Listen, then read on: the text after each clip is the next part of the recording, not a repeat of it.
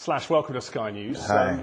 You're here to talk about your signature guitars. I mean, for the layperson, what does a signature guitar mean? A signature guitar is basically a guitar that's designed more or less around a particular artist.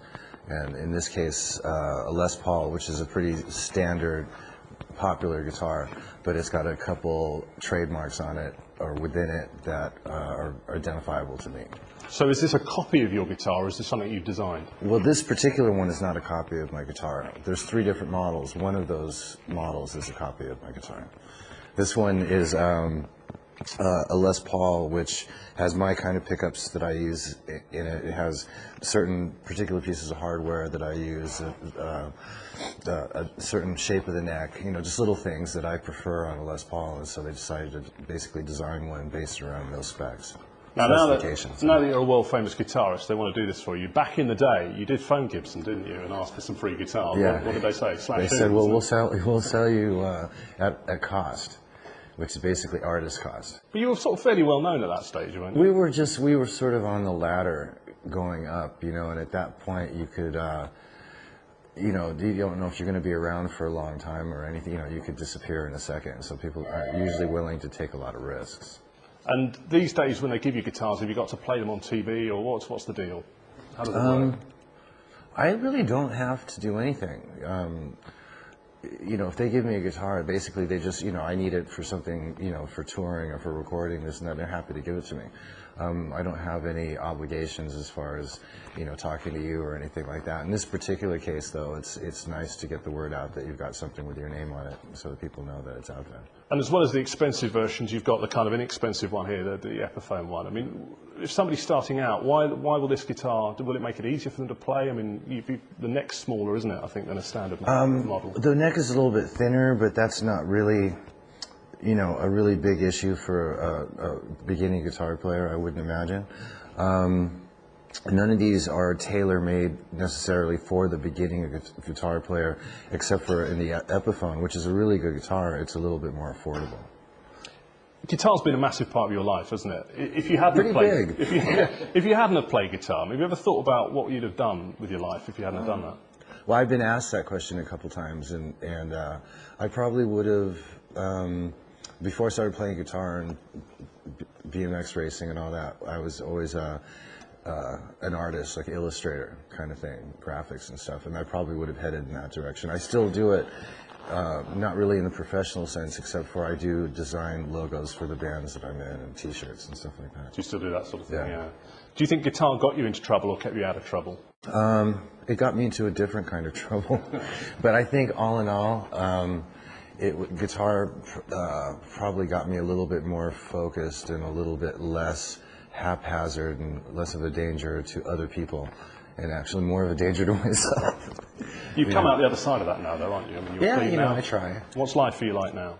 Oh, God, it seems like everybody asks me that as well. It's like, really, it's not that much different, you know, because music's always been like the main focal point. The rest of it was just sort of extracurricular.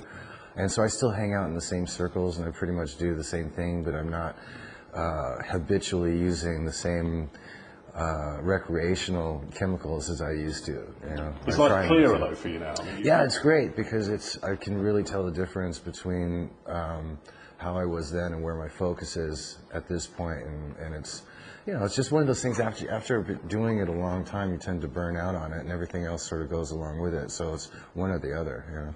Do you look back on it with regret, or do you look at it as something you just came with the territory, or how do you look back at it? I have no regrets about anything. You know, I could fall off the wagon tomorrow, right after we get done talking, you know.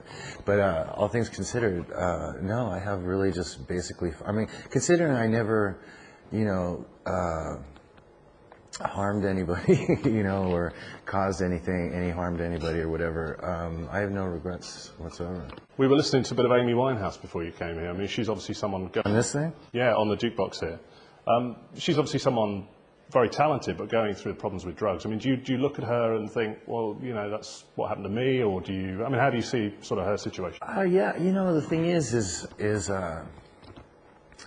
you know, it's so under the microscope these days, you know? I mean, it's I don't know exactly to the extent of her situation. It doesn't necessarily seem like that big a deal to me, but it's really blown out of proportion when it hits the media the way it does. I mean, I was horrible, but no one really knew about it except for, you know, people that were close to me, and it was never really an issue, you know. It was sort of, that was just the way it was. So she'll either sort it out or she won't. But, yeah. Just coming back to the guitars, how many of these things have you got now, do you think? It's roughly between 90 and 100, and we sort of keep it that way. It hasn't.